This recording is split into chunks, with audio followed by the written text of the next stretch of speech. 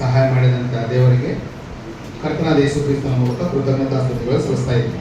అదేవిధంగా కూడి ఇచ్చిన అందరికీ మన ప్రభువు యేసు క్రీస్తు నామములో సంఘం తరపున కూడా మీకు వందనాలు తెలియజేస్తున్నాను. ಅದೇ ವಿಧವಾಗಿ ಕೂಡಿ ಬಂದಂಥ ನಿಮ್ಮೆಲ್ಲರೂ ಕೂಡ ಸಭೆ ಪರವಾಗಿ ನಿಮಗೆ ವಂದನೆಗಳನ್ನು ತಿಳಿಸ್ತಾ ಇದ್ದೀನಿ. ఈరోజు మనం అందరం కలిసి ప్రస్తుతం నేర్చుకోబోయే పాఠము దేవత్వము అనే పాఠం మీద మనం నేర్చుకుంటాం. ಈ ಸಮಯದಲ್ಲಿ ಕೂಡಿ ಬಂದಿರತಕ್ಕಂಥ ನಾವೆಲ್ಲರೂ ದೈವತ್ವವನ್ನು ಕುರಿತಂತ విషయಗಳನ್ನು ನಾವು ಆಲೋಚನೆ ಮಾಡೋಣ. దేవత్వం అనే పాఠము అందరికీ కొత్తదేది కాదు. మనము బాప్తిజం పొందినప్పటి నుంచి వింటూ వస్తున్నటువంటి అంశమే ఉంది. ಈ ದೈವತ್ವ ಎನ್ನುವಂತ ವಿಚಾರವು ಅಥವಾ ಈ ವಿಷಯವು ನಾವು ದೀಕ್ಷಾಸ್ನಾನ ತೆಗೆದುಕೊಂಡಾಗಿಂದ ಕೂಡ ಕೇಳ್ತಾ ಇದ್ದೀವಿ. ಇದು ಹೊಸದೇನು ಕೂಡ ಅಲ್ಲ. నేటి దినాల్లో అపవాది ముఖ్యంగా క్రీస్తు సంఘాన్ని రెండు భాగాలు కాకుండా అనేక భాగాలు చేశాడండి. ಈ ಪ್ರಸ್ತುತ ದಿನಗಳಲ್ಲಿ ಸೈತಾನನು ಕ್ರಿಸ್ತನ ಸಭೆಯ ಎರಡು ಭಾಗಗಳಲ್ಲೇ ಈ ವಿಷಯದಲ್ಲಿ ಅನೇಕ ಭಾಗಗಳನ್ನಾಗಿ ಮಾಡಿದ್ದಾನೆ. ఎందుకంటే అపవాది ముఖ్యంగా దేవుని యొక్క ఔన్నత్యం పైన దాడి చేస్తా ఉన్నాడు. ಯಾಕಂತ ಹೇಳಿದ್ರೆ ಸೈತಾನ ಮುಖ್ಯವಾಗಿ ದೇವರ ಔನ್ನತ್ಯದ ಮೇಲೆ ದಾಳಿ ಮಾಡ್ತಾ ಇದ್ದಾನೆ. దేవుని యొక్క ఔన్నత్యం ఏంటి, ఆయన గొప్పతనం ఏంటి, ఆయన స్థాయి ఏంటి అది అర్థం కాకుండా మరుగు చేస్తా ఉన్నాడు. ದೇವರ ದೊಡ್ಡಸ್ತಿಕೆ ಏನು, ಆತನ ಔನ್ನತ್ಯ ಏನು, ಆತನ ಹೆಚ್ಚುತನ ಏನು ಅನ್ನೋದನ್ನ ಸೈತಾನನು ಮರೆ ಮಾಡ್ತಾ ಇದ್ದಾನೆ. అతను ఆయన ఎంత మరుగు చేసినా కూడా పరిశుద్ధాత్మ దేవుడు ఆయా కాలాల్లో తన జ్ఞానాన్ని సంఘంలో ఉన్న వారిని లేవనెత్తి అందిస్తూనే ఉన్నాడు. ಆತನು ಎಷ್ಟು ಈ ರೀತಿಯಾಗಿ ಮರೆ ಮಾಡಲಿಕ್ಕೆ ಸೈತಾನ ಪ್ರಯತ್ನ ಪಟ್ಟರು, ಪವಿತ್ರಾತ್ಮನ ಮೂಲಕ ದೇವರು ಸಭೆಯಲ್ಲಿರ್ತಕ್ಕಂಥವರಿಗೆ ಲೇಖನಗಳ ಮೂಲಕ ತಿಳಿಸ್ತಾ ಇದ್ದಾರೆ. దేవత్వం అంటే మనందరికీ తెలిసినట్టుగా దేవుని యొక్క లక్షణములు లేక ఆయన తత్వము అంటారు. ದೈವತ್ವ ಅಂದ್ರೆ ದೇವರ ಸ್ವಭಾವ ಅಥವಾ ದೇವರ ಲಕ್ಷಣಗಳು ಎಂಬುದಾಗಿ ಅರ್ಥ. దేవత్వంలో ముగ్గురు వ్యక్తులు లేరు. దైవత్వದಲ್ಲಿ ಮೂವರು ವ್ಯಕ್ತಿಗಳು ಇಲ್ಲ. ನೀವು నాకు కూడా కన్నడ వస్తుంది, కొంచెం మిక్స్ అవుతుంది. దేవత్వము అనే పదంలో ముగ్గురు వ్యక్తులు లేరు అనేదాన్ని నేను మీకు చిన్నగా అభ్యర్థి తీసుకుంటా రాసి చెప్పాలనుకుంటున్నాను. ದೈವತ್ವದಲ್ಲಿ ಮೂವರು ವ್ಯಕ್ತಿಗಳಿದ್ದಾರೆ ಇಲ್ಲ ಅನ್ನೋದನ್ನ ನಾನು ಬೋರ್ಡ್ ಮೇಲೆ ತೋರಿಸ್ತೀನಿ.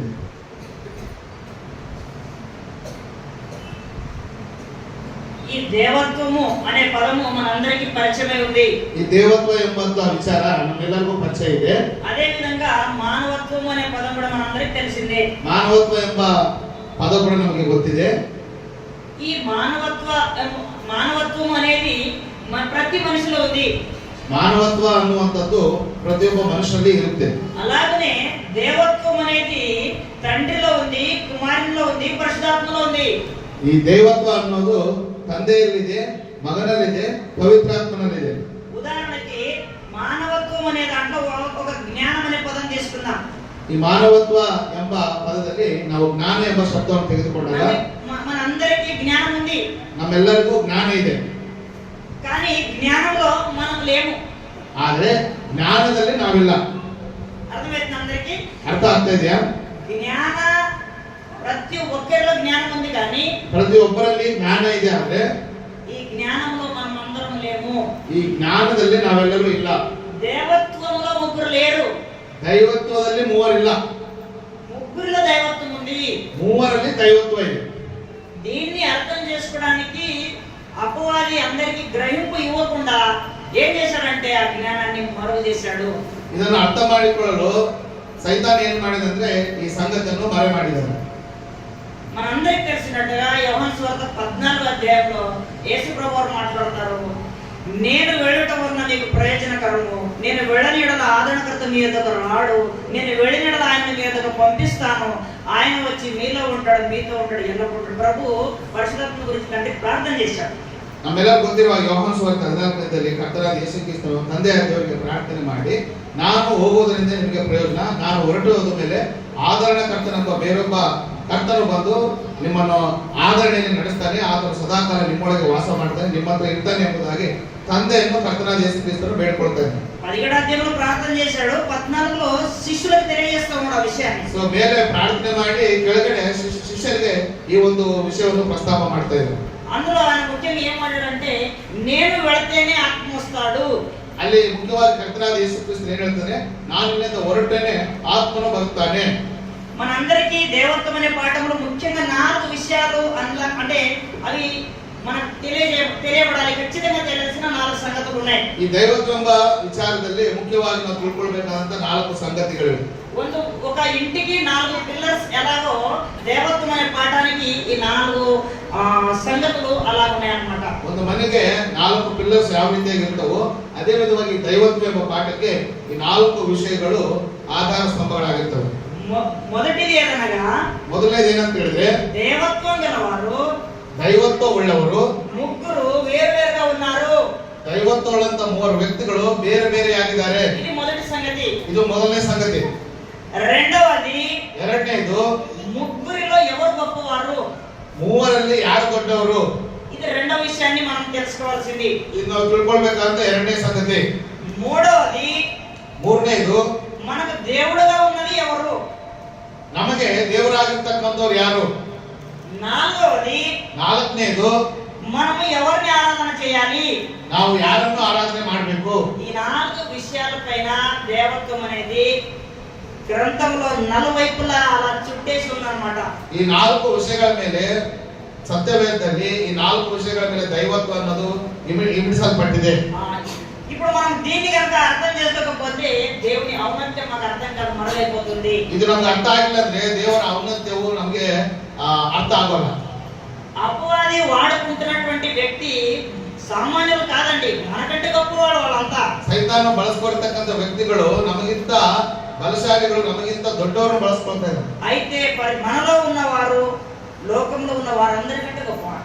ಆದ್ರೆ ನಮ್ಮಲ್ಲಿರುವಾತನು ಲೋಕದಲ್ಲಿರುವಾತನಿಗಿಂತ ದೊಡ್ಡವನಾಗಿದ್ದಾನೆ. కాబట్టి మనకు ఆ సంగతిని బయలుపరచాలి, మనం వాటిని గ్రహిస్తాం. ಆದ್ರಿಂದ ದೇವರು ಆ ಸಂಗತಿಗಳನ್ನು ನಮಗೆ ಬಯలుಪಡಿಸಿದ್ದಾನೆ. ಅವನ್ನ ನಾವು ತಿಳಿದುಕೊಳ್ಳಕ್ಕೆ ಪ್ರಯತ್ನ ಮಾಡೋಣ. నిత్యత్వం నుండి దేవుని ఔన్నత్యాన్ని మనం ఆలోచన చేస్తాం. ನಾವು ನಿತ್ಯತ್ವದಿಂದ ದೇವರ ಔನ್ನತ್ಯವನ್ನು ಕುರಿತು ಆಲೋಚನೆ ಮಾಡೋಣ. ఆదికాండము 24వ అధ్యాయము 7వ వచనం. ಆದಿಕಾಂಡ ಪುಸ್ತಕ 24ನೇ ಅಧ್ಯಾಯ 7ನೇ ವಚನವನ್ನು ಒಂದು ಬಾರಿ ನಾವು ನೋಡೋಣ. దాన్ని మనం చదువుకుందాం. ಅದನ್ನ ನಾವು ಓದಿಕೊಳ್ಳೋಣ. ಆದಿಕಾಂಡ ಪುಸ್ತಕ 24ನೇ ಅಧ್ಯಾಯ 7ನೇ ವಚನ ఈ విధంగా రాయబడింది.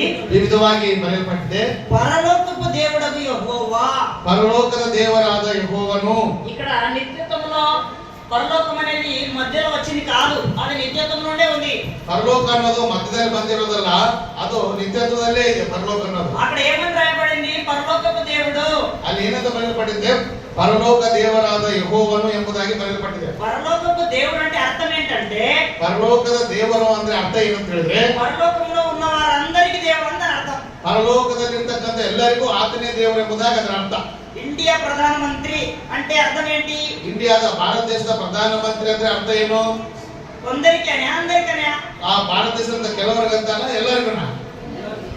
అలాగనే పరలోకపు దేవుడు అంటే పరలోకంలో ఉన్న వాళ్ళందరికీ దేవుడు అని అర్థం. ಪರಲೋಕದ ದೇವರು ಅಂತ ಹೇಳಿದ್ರೆ ಪರಲೋಕದಲ್ಲಿ ಇರ್ತಕ್ಕಂಥ ಎಲ್ಲರಿಗೂ ಆತನೇ ದೇವರು ಎಂಬುದಾಗಿ ಅದರ ಅರ್ಥ. ఈ యొక్క పదము ఈ మధ్య కాలంలో వచ్చింది కాదు, పరలోకంలో ఎంత కాలం నుంచి ఉంటే అంత కాలం నుంచి ఉంది. ಈ ಶಬ್ದವು ಅಥವಾ ಪರಲೋಕ ದೇವರ ಯೆಹೋವನೆಂಬ ಈ ಪದವು ಮಧ್ಯದಲ್ಲಿ ಬಂದಿದ್ದಲ್ಲ, ಪರಲೋಕ ಯಾವಾಗಲಿಂದ ಇದೆಯೋ ಆವಾಗಲಿಂದ ಇರ್ತಕ್ಕಂಥ ಶಬ್ದ. రచనలు వచ్చినప్పుడు మాకు తెలిసింది. ಬರೆಯಲ್ಪಟ್ಟ ನಂತರ, ರಚನೆ ಬಂದ ನಂತರ ನಮ್ಗೆ ಅದು ಗೊತ್ತಾಗಿದೆ. కాబట్టి ఆయన పరలోకపు దేవుడు, అది ఆయన ఔన్నత్యం. ಆದ್ರಿಂದ ಆತನ ಪರಲೋಕದ ದೇವರು ಅದು ಆತನ ಔನ್ನತ್ಯವಾಗಿದೆ. రెండవదిగా, ಎರಡನೇದಾಗಿ, రెండవ విషయాన్ని గ్రంథంలో దేవాది దేవుడు అనే పదాన్ని వాడాడు. ದೇವಾದಿ ದೇವರು ಎಂಬುದಾಗಿ ದೇವರ ಔನ್ನತ್ಯವನ್ನು ಕುರಿತು ಹೇಳಿದ್ದಾರೆ. కీర్తనలు 50వ అధ్యాయం మొదటి వచనములో, ಕೀರ್ತನೆಗಳು 50ನೇ ಕೀರ್ತನೆ ಮೊದಲನೇ ವಚನದಲ್ಲಿ ಈ ರೀತಿಯಾಗಿ ಬರೆಯಲ್ಪಟ್ಟಿರುತ್ತದೆ. దేవాది దేవుడని యెహోవా అని మాట ఉంది అక్కడ. ದೇವದೇವನಾದ ಯೆಹೋವನು ಎಂಬುದಾಗಿ ಅಲ್ಲಿ ಬರೆಯಲ್ಪಟ್ಟಿದೆ.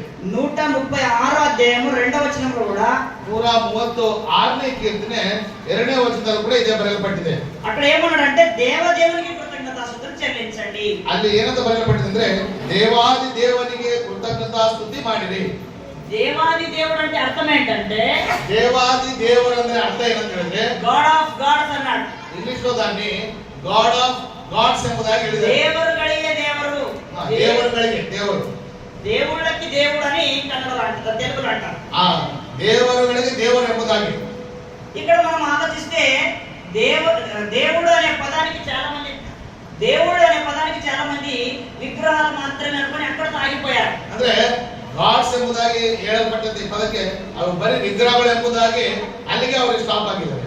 అక్కడతో ఆగిపోయారు. కానీ గ్రంథము ఇంకా ఇరువురిని తెలియజేసింది. ఏమని తెలియజేసిందంటే యేసు ప్రభు దేవుడై ఉన్నాడు, పరిశుద్ధాత్మ దేవుడై ఉన్నాడు. ದೇವರ ವಾಕ್ಯ ಏನ್ ಹೇಳ್ತಿದ್ರೆ ಇನ್ನ ಇಬ್ಬರು ವ್ಯಕ್ತಿಗಳು ದೇವರಾಗಿದ್ದಾರೆ ಎಂಬುದಾಗಿ ಹೇಳ್ತಿದೆ. ಅದರಲ್ಲಿ ಕರ್ತನಾದ ಯೇಸು ಕ್ರಿಸ್ತನು ದೇವರು ಎಂಬುದಾಗಿ ಹೇಳಲ್ಪಟ್ಟಿದೆ. ಆ ನಂತರ ಪವಿತ್ರಾತ್ಮನು ಕೂಡ ದೇವರು ಎಂಬುದಾಗಿ ದೈವ ಗ್ರಂಥ ಹೇಳ್ತಾ ಇದೆ. స్వయంగా తండ్రి దేవాలయ సింహాసనం నిరంతరం నిలుచును అని అన్నారు. ತಂದೆ ಆದ ದೇವರೇ ಯೇಸು ಕ್ರಿಸ್ತನ ಕುರಿತು ದೇವರಿನ ಸಿಂಹಾಸನ ನಿರಂತರವಿರುತ್ತದೆ ಎಂಬುದಾಗಿ ಹೇಳಿದ್ದಾರೆ. ಹೆಬ್ರಿಯರು 1:8 మనం చూడొచ్చు. ಈ ಸತ್ಯವನ್ನು ನಾವು ಇಬ್ರಿಯರ ಬರೆದ ಪತ್ರಿಕೆ 1:8 ನೋಡಬಹುದು. కాబట్టి మనకి ఏమర్థమవుతుందంటే తండ్రి అనే దేవుడు దేవుడికి దేవుడై ఉన్నాడు. ಆದ್ದರಿಂದ ತಂದೆಯಾದಂತ ದೇವರು ದೇವಾದಿ ದೇವರಾಗಿದ್ದಾನೆ. ఇది ఆయన సొంతం, ಇದು ಆತನ ಸ್ವಂತ. ఇవి నిత్యత్వం నుండి ఉన్నాయి, మనకు రచన తర్వాత అందుబాటులోకి వచ్చాయి. ಇದು ನಿತ್ಯತ್ವದಲ್ಲಿ ಇರತಕ್ಕಂಥ ಸಂಗತಿ ಆಗಿದೆ. ಆದ್ರೆ ರಕ್ಷಲ್ಪಟ್ಟ ನಂತರ ಬರವಣಿಗೆಗಳು ಬಂದ ನಂತರ ಆ ವಿಷಯ ನಮಗೆ ಗೊತ್ತಾಗಿದೆ. ಮೂರನೇದಾಗಿ ఆదిలో 2 పాయింట్ ఆదిలో మరలా దేవుడి గురించి మరి కొన్ని సంగతులు బయటకు వచ్చాయి. ಆದಿಯಲ್ಲಿ ಇನ್ನೊಬ್ಬ ದೇವರನ್ನು ಕುರಿತು ಕೆಲವು ವಿಷಯಗಳು ನಮಗೆ ಪ್ರಸ್ತಾವಿಸಲ್ಪಟ್ಟಿವೆ. ಸೃಷ್ಟಿಕರ್ತ అయిన దేవుడు, సృష్టికర్తనాದ యెహోవను ದೇವರು. ఈ సృష్టికర్త అనే పదము ముగ్గురికి వర్తిస్తుందండి. ಈ ಸೃಷ್ಟಿಕರ್ತನು ಎಂಬ ಶಬ್ದವು ಮೂವರಿಗೆ ಅನ್ವಯ ಆಗುತ್ತದೆ. తండ్రి కుమార పరిశుద్ధాత్మ వీరు సృష్టికర్తలుగా చెప్పబడ్డారు. ಅಂದ್ರೆ ತಂದೆ ಮಗ ಹಾಗೂ ಪವಿತ್ರಾತ್ಮರು ಸೃಷ್ಟಿಕರ್ತರು ಎಂಬುದಾಗಿ ಹೇಳಲ್ಪಟ್ಟಿದ್ದಾರೆ. ఎప్పుడు ఈ పదం వచ్చింది? సృష్టి ఉనికిలోకి వస్తే ఈ పదం వస్తుంది. ಯಾವಾಗ ಈ ಶಬ್ದವು ಅಸ್ತಿತ್ವಕ್ಕೆ ಬಂದಿದೆ ಅಂದ್ರೆ ಸೃಷ್ಟಿ ಆದ ನಂತರ ಈ ಸೃಷ್ಟಿಕರ್ತ ಎಂಬ ಶಬ್ದವು ಬಂದಿದೆ. ఆ తర్వాత ఇలాంటి సృష్టి పరలోకము, భూలోకము, పాతాళలోకం అని 3 సృష్టిలు వచ్చినాయి. అంటే 3 లోకాలు వచ్చినాయి. పరలోక, భూలోక, పాతాళలోక ಎಂಬ ಈ 3 ಸೃಷ್ಟಿಗಳು ಬಂದವು. అప్పుడేమన్నాడంటే సర్వలోకమునకు దేవుడు.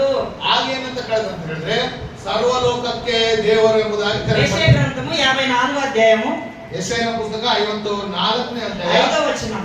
ಯೆಶಾಯನ ಪುಸ್ತಕ 54ನೇ ಅಧ್ಯಾಯ 5ನೇ ವಚನದಲ್ಲಿ ఈ విధంగా రాయబడింది. ಈ ವಿಧವಾಗಿ ಬರೆಯಲ್ಪಟ್ಟಿದೆ. దాన్ని మనం చదువుకుందాం. ಅದನ್ನ ಓದಿಕೊಳ್ಳೋಣ. కింద ఏమంటాడంటే 2 లైన్లు ఉద్దేశించిన తర్వాత ఇశ్రాయేలు యొక్క పరిశుద్ధ దేవుడు నీకు విమోచకుడు, సర్వలోకమునకు దేవుడని ఆయనకు పేరు. ಇಸ್ರಾಯೇಲರ ಪರಿಶುದ್ಧ ದೇವರು ಸರ್ವಲೋಕದ ದೇವರು ಎಂಬುದಾಗಿ ಆತನ ಹೆಸರು. ఇది పరిశుద్ధాత్మకు గాని యేసు ప్రభు వారికి గాని వర్తించదు. ಇದು ಪವಿತ್ರಾತ್ಮನಿಗಾಗಿ ಯೇಸು ಕ್ರಿಸ್ತನಿಗಾಗಲಿ ಅನ್ವಯಿಸುವುದಿಲ್ಲ. సృష్టికర్త అనే పదము వారికి అప్లై అవుతుంది. ಆ ಸೃಷ್ಟಿಕರ್ತ ಎಂಬ ಶಬ್ದ ಅವರಿಗೆ ಅನ್ವಯ ಆಗುತ್ತದೆ. సర్వలోకమునకు దేవుడు అనే పదము వారి సొంతం కాదు. ಸರ್ವಲೋಕಕ್ಕೂ ದೇವರೆಂಬ ಆ ಶಬ್ದವು ಅವರ ಸ್ವಂತ ಅಲ್ಲ. ఇది తండ్రి అయిన దేవుడికి సంబంధించింది. ಇದು ತಂದೆಯಾದಂತ ದೇವರಿಗೆ ಸಂಬಂಧಪಟ್ಟಿದ್ದು. ఆ తర్వాత ಆ ನಂತರ దేవుడి గురించి మరికొన్ని పదాలను చెప్పడము గ్రంథం ప్రారంభించింది. ಆ ದೇವರ ಬಗ್ಗೆ ಇನ್ನಷ್ಟು ಶಬ್ದಗಳನ್ನು ಹೇಳಲಿಕ್ಕೆ ಸತ್ಯವೇದ ಪ್ರಾರಂಭಿಸಲ್ಪಟ್ಟಿದೆ. సృష్టి తర్వాత మనుషులు ప్రారంభమయ్యారు. ಆ ಸೃಷ್ಟಿಯ ನಂತರ ಮನುಷ್ಯರ ಪ್ರಾರಂಭ ಆಯಿತು. మనుషులు ప్రారంభమైన తర్వాత దేవుని గురించి కొత్త సంగతులు బయటపడ్డాయి. ಮನುಷ್ಯರ ಉತ್ಪತ್ತಿ ಆದ ನಂತರ ದೇವರ ಬಗ್ಗೆ ಹೊಸ ಸಂಗತಿಗಳು ನಮಗೆ ಬರೆಯಲ್ಪಟ್ಟಿವೆ. ఇవి అర్థం కాకపోతే ఒక్కడే దేవుడు అనే పదం అర్థం కాదు. ಇದು ಅರ್ಥ ಆಗಿಲ್ಲ ಅಂತ ಹೇಳಿದ್ರೆ ಒಬ್ಬನೇ ದೇವರು ಎಂಬುದಾಗಿ ನಮಗೆ ಅರ್ಥ ಆಗಲ್ಲ. ఎందుకు అర్థం కాదంటే యేసు దేవుడు, పరిశుద్ధాత్మ దేవుడు, తండ్రి దేవుడు, లెక్కేస్తే ముగ్గురు, ఒక్కడే దేవుడు అనే గందరగోళ పరిస్థితులు ఉండిపోతారు. ತಂದೆ ಆದ ದೇವರು, ಮಗನಾದಂತ ದೇವರು, ಪವಿತ್ರಾತ್ಮನಂತ ದೇವರು ಲೆಕ್ಕ ಹಾಕಿದ್ರೆ ಮೂರಲ್ಲಿ ಒಂದು ಎಂಬ ಆ ಗಜಿಬಿಜಿಗೆ ಒಳಗಾಗ್ತಾರೆ. ఎవరైనా ప్రశ్న అడిగితే దేవుడు ఎంతమంది అంటే ఒక్కడే అంటాం. మరి యేసు ప్రభు ఎవరంటే దేవుడు అంటాం. ఎంత అయ్యారంటే సమాధానం లేకుండా మౌనం అవుతాం. ಯಾರಾದ್ರೂ ಕೇಳಿದ್ರೆ ದೇವರು ಎಷ್ಟು ಜನ ಅಂತ ಹೇಳಿದ್ರೆ ಒಬ್ಬರು ಅಂತ ಹೇಳ್ತೀವಿ. ಆದ್ರೆ ಎಷ್ಟು ಜನ ಅಂತ ಕೇಳಿದ್ರೆ ನಮ್ಮ ಹತ್ರ ಸಮಾಧಾನ ಇರಲ್ಲ. ఎందుకంటే ముగ్గురు దేవుడు దేవుడుగానే చెప్పబడ్డారు. ಯಾಕಂತ ಹೇಳಿದ್ರೆ ಮೂವರು ದೇವರುಗಳು ಎಂಬುದಾಗಿ ಹೇಳಲ್ಪಟ್ಟಿದೆ. అయితే దేవుని గ్రంథము ఒక వ్యక్తిని మాత్రము సృష్టి ప్రారంభం నుండి ఒక దేవుడుగా ఎలా పరిచయం చేసిందో దాన్ని మనం గ్రంథంలో నుండి చూస్తాం. ಆ ಸೃಷ್ಟಿ ಪ್ರಾರಂಭವಾದಾಗಿಂದ ಒಬ್ಬರನ್ನು ದೇವರೆಂಬುದಾಗಿ ಯಾವ ರೀತಿಯಾಗಿ ಗ್ರಂಥವು ಪರಿಚಯ ಮಾಡಿದೋ ಅದನ್ನು ನಾವು ಸತ್ಯವೇದದಲ್ಲಿ ಕಾಣಬಹುದು. మనం ఇక్కడ ఆలోచన చేసినప్పుడు ఒకటి దేవుడు ఎవరికి దేవుడుగా ఉంటాడంటే వారిని ముందుగా విమోచిస్తాడు. 4 పదాలు చూస్తాం. ದೇವರು ಯಾರಿಗೆ ದೇವರಾಗಿರ್ತಾನೋ ಅಂತ ಪ್ರಜೆಗಳನ್ನು ದೇವರು ಮೊದಲು ಏನ್ ಮಾಡ್ತಾನೆ? ವಿಮೋಚಿಸುತ್ತಾನೆ. రెండవదిగా వారికి పేరు పెడతాడు. ತಾನು ವಿಮೋಚಿಸಿದಂತ ಆ ಜನರಿಗೆ ಅವ್ರ ಹೆಸರನ್ನು ಇಡ್ತಾನೆ. మూడవదిగా వారితో నిబంధన చేసుకుంటాడు. ಮೂರನೇದಾಗಿ ಅವರೊಂದಿಗೆ ಒಡಂಬಡಿಕೆಯನ್ನು ಮಾಡಿಕೊಳ್ತಾನೆ. ఆ నిబంధనలో వారు నిలబడితే వారికి దేవుడుగా ఉంటాడు. ಆ ಒಡಂಬಡಿಕೆಯಲ್ಲಿ ಆ ಪ್ರಜೆಗಳು ನಿಂತುಕೊಂಡ್ರೆ ಅಂತ ಜನರಿಗೆ ಆತನು ದೇವರಾಗಿರ್ತಾನೆ. చదువుదాం. కీర్తనలు ಓದಿಕೊಳ್ಳೋಣ. ಕೀರ್ತನೆಗಳ ಭಾಗ 144:5. 144ನೇ ಕೀರ್ತನೆ 5ನೇ ವಚನವನ್ನು ಒಂದು ಬಾರಿ ನಾವು ಓದಿಕೊಳ್ಳೋಣ. 144ನೇ ಕೀರ್ತನೆ ಭಾಗ 5ನೇ ವಚನ. ఒక్క నిమిషం ఉండండి. నేను 15వ వచనం చెప్పాను. 15వ వచనం క్షమించి 15వ వచన. 144 నేను చదువుతున్నాను, గమనించండి. ఇట్టి స్థితి గల వారు ధన్యులు, యెహోవా తమకు దేవుడు కాగల జనులు ధన్యులు. ಯಾರಿಗೆ ಯೆಹೋವನು ದೇವರಾಗಿರ್ತಾನೋ ಆ ಜನರು ಧನ್ಯರು. ఈ లోకంలో అన్ని జనులు అనేవారు అనేకంగా 90% మంది ఉంటారు. ಈ ಲೋಕದಲ್ಲಿ 90 ಭಾಗದ ಜನರು 90% ಜನರು ಅನ್ಯರಾಗಿರ್ತಾರೆ. దేవుడు తెలుసుకున్న వారు కొంతమంది ఉంటారు. ದೇವರನ್ನು ಅರಿತಂತ ಜನರು ಕೆಲವರು ಮಾತ್ರ ಇರ್ತಾರೆ. అందుకు దేవుడు ఏమంటున్నాడంటే యెహోవా తమకు దేవుడు కాగల జనులు ధన్యులు. ಅದಕ್ಕಾಗಿ ಗ್ರಂಥದಲ್ಲಿ ಏನು ಬರೆಯಲ್ಪಟ್ಟಿದೆ? ಯೆಹೋವನು ಯಾರಿಗೆ ದೇವರಾಗಿರ್ತಾನೋ ಅವರು ಭಾಗ್ಯವಂತರು ಎಂಬುದಾಗಿ ಬರೆಯಲ್ಪಟ್ಟಿದೆ. ఆ పద ప్రయోగం అర్థం కాకపోతే నష్టపోతారు. దయచేసి గమనించండి, ఎవరు నిద్రపోవద్దు. ಆ ಶಬ್ದವು ನಮ್ಗೆ ಅರ್ಥ ಆಗಿಲ್ಲ ಅಂತ ಹೇಳಿದ್ರೆ ಮನುಷ್ಯರು ನಷ್ಟ ಹೋಗ್ತಾರೆ. ఇక్కడ గమనించండి, యెహోవా తమకు దేవుడు కాగల జనులు ధన్యులు అంటే ఎవరినైతే దేవుడు నిబంధన చేసుకుంటాడో ఆ నిబంధన నిలిచిన వారికి దేవుడై ఉంటాడు. ಆದ್ರೆ ಯೆಹೋವನು ಯಾರಿಗೆ ದೇವರಾಗಿರ್ತಾನೆ, ದೇವರು ಯಾರನ್ನು ವಿಮೋಚಿಸುತ್ತಾನೋ ವಿಮೋಚಿಸಿದ ಜನರಿಗೆ ಒಡಂಬಡಿಕೆಯನ್ನು ಕೊಡ್ತಾನೋ ಆ ಒಡಂಬಡಿಕೆಯಲ್ಲಿ ನಿಂತುಕೊಂಡ ಜನರಿಗೆ ಮಾತ್ರ ಆತನು ದೇವರಾಗಿರ್ತಾನೆ. అందులో ముఖ్యంగా 3 సంగతులు మనం చూస్తాం. మొదటిది అబ్రహాం దేవుడు, ఇస్సాకు దేవుడు, యాకోబు దేవుడు. ಅದರಲ್ಲಿ ಮುಖ್ಯವಾಗಿ 3 ವ್ಯಕ್ತಿಗಳನ್ನು ನಾವು ನೋಡ್ತೀವಿ. ಅಬ್ರಹಾಮನ ದೇವರು, ಇಸಾಕನ ದೇವರು, ಯಾಕೋಬನ ದೇವರು ಎಂಬುದಾಗಿ ಪ್ರಸ್ತಾಪಿಸಲ್ಪಟ್ಟಿದೆ. కయీను దేవుడు కాదా? ಕೈನ ದೇವರು ಅಲ್ವಾ? కాలేబు క్షమించండి, దాతాను, అబీరాము, కొరాహు దేవుడు కాదా? కోరాహు, దాతాను, అభిరామన దేవుడు అಲ್ವಾ? అంటే దేవుడు ఒక్కడే బైబిల్ చెప్పిన తర్వాత వాళ్ళకి దేవుడు కాదా ఆయన? ಅಂದ್ರೆ ಸತ್ಯವೇದವು ದೇವರು ಒಬ್ಬನೇ ಎಂಬುದಾಗಿ ಹೇಳಲ್ಪಟ್ಟಾಗ ಅಬ್ರಾಹಂ, ಇಸಾಕ್, ಯಾಕೋಬರು ಮಾತ್ರ ದೇವರಾಗಿದ್ದು ಉಳಿದವರು ಆತ ದೇವರಲ್ವಾ? దాని అర్థం ఏంటంటే ಅದರ ಅರ್ಥ ಏನಂತ ಹೇಳಿದ್ರೆ వారికి సృష్టికర్త అయిన దేవుడు అని గ్రంథం చెప్పింది. ಅವರಿಗೆ ಸೃಷ್ಟಿಕರ್ತನಾದ ದೇವರು ಎಂಬುದಾಗಿ ದೇವರು వీరికి నిబంధన దేవుడు. ಇವರಿಗೆ ಅಬ್ರಾಹಂ, ಇಸಾಕ್, ಯಾಕೋಬರಿಗೆ ದೇವರು ಒಡಂಬಡಿಕೆ ದೇವರಾಗಿದ್ದಾನೆ. ఆ వ్యత్యాసం అర్థం కాకపోతే గ్రంథం అర్థం కాదు, దేవుడు ఒక్కడు అర్థం కాదు. ಈ ವ್ಯತ್ಯಾಸ ನಮ್ಗೆ ಅರ್ಥ ಆಗಿಲ್ಲ ಅಂತ ಹೇಳಿದ್ರೆ ದೇವರು ಒಬ್ಬನೇ ಎಂಬ ಶಬ್ದ ಅರ್ಥ ಆಗಲ್ಲ, ದೇವರ ವಾಕ್ಯವು ನಮ್ಗೆ ಅರ್ಥ ಆಗಲ್ಲ. దయచేసి గమనించండి, సర్వలోకంలో వారు ఎవరు దేవుడు నమ్మలేదు, వాళ్ళకి సృష్టికర్త అయిన దేవుడై ఉంటాడు. ಸರ್ವಲೋಕದಲ್ಲಿ ಇಡೀ ಲೋಕದಲ್ಲಿ ಯಾರು ನಂಬಲ್ವೋ ಅವರಿಗೆ ಸೃಷ್ಟಿಕರ್ತನಾದ ದೇವರಾಗಿರ್ತಾನೆ ಆತನು. పాయింట్ అర్థం కాదు. సర్వలోకದಲ್ಲಿ ఇರ್ತಕ್ಕಂತ ಎಲ್ಲ ಜನರಿಗೆ, లోకంలో ఉన్న ప్రతి ఒక్కరికి ఆయన సృష్టికర్త అయిన దేవుడై ఉంటాడు. ಲೋಕದಲ್ಲಿ ಇರ್ತಕ್ಕಂತ ದೇವರನ್ನು ಅರಿಯದವರಿಗೆ ಆತನು ಸೃಷ್ಟಿಕರ್ತನಾದ ದೇವರಾಗಿರ್ತಾನೆ. కొంతమందికి మాత్రమే నిబంధన దేవుడై ఉంటాడు. ಕೆಲವರಿಗೆ ಮಾತ್ರನೇ ಆತನು ಒಡಂಬಡಿಕೆ ಪ್ರಕಾರ ದೇವರಾಗಿರ್ತಾನೆ. అబ్రహాంతో దేవుడు చేసిన నిబంధన సున్నతి నిబంధన. ಅಬ್ರಾಹ್ಮನೊಟ್ಟಿಗೆ ದೇವರು ಮಾಡಿದಂತ ಒಡಂಬಡಿಕೆ ಸುನ್ನತಿ ನಿಬಂಧನೆ. ఈ 4 సంగతుల్ని మన గ్రంథంలో చూద్దాం. ಈ 4 ವಿಚಾರಗಳನ್ನು ನಾವು ದೇವರ ವಾಕ್ಯದಲ್ಲಿ ನೋಡ್ಕೊಳ್ಬಹುದು. సమూయేలు గ్రంథము, ಸಮುವೇಲನ ಗ್ರಂಥ, 2ನೇ గ్రంథం, 2వ గ్రంథం. ಸಮುವೇಲನ 2ನೇ ಪುಸ್ತಕ. అక్కడ మనకి 21వ అధ్యాయం. ಸಮುವೇಲನ ಗ್ರಂಥ 21ನೇ ಅಧ್ಯಾಯ.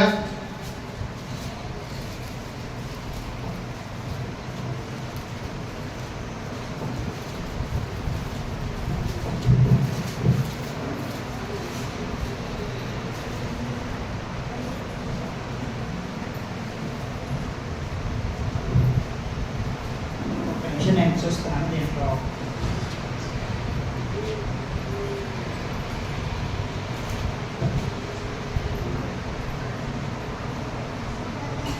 ఏడో అధ్యాయం 23, క్షమించండి, 7:23, 2వ సమూయేలు 7:23 ఉంది. 2ನೇ ಸಮುವೇಲನ ಪುಸ್ತಕ, ಕ್ಷಮಿಸಿ, 7ನೇ ಅಧ್ಯಾಯ 23ನೇ ವಚನ. ఈ విధంగా అక్కడ రాయబడింది, నీకు జనులగుటకై వారిని విమోచించినట్లు. ನೀನೇ ಹೋಗಿ ಅವರನ್ನು ವಿಮೋಚಿಸಿ ನಿನ್ನ ಪ್ರಜೆಯನ್ನಾಗಿ ಮಾಡಿಕೊಳ್ಳು. ఎవరికి దేవుడుగా ఉంటాడో వారిని విమోచిస్తాడు. ದೇವರು ಯಾರಿಗೆ ದೇವರಾಗಿರ್ತಾನೋ ಅಂತ ಪ್ರಜೆಗಳನ್ನು ವಿಮೋಚಿಸುತ್ತಾನೆ. అబ్రహాముకు ఆదికాండం 12వ అధ్యాయంలో దేవుడు ఆయనను విమోచించాడు.